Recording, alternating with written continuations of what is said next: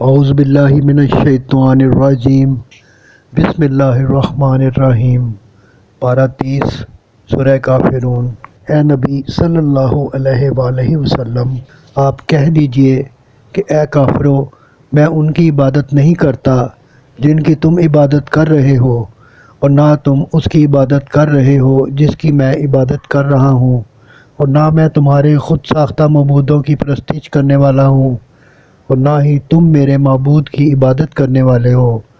چنانچہ ہم دونوں کی راہیں الگ الگ ہے کہ تمہارے لیے تمہارا دین اور میرے لیے میرا دین۔ سورہ نصر۔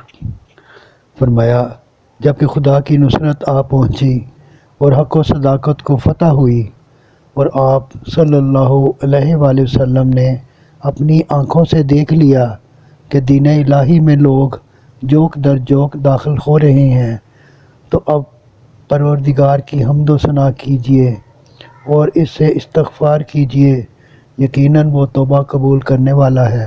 سورہ لہب۔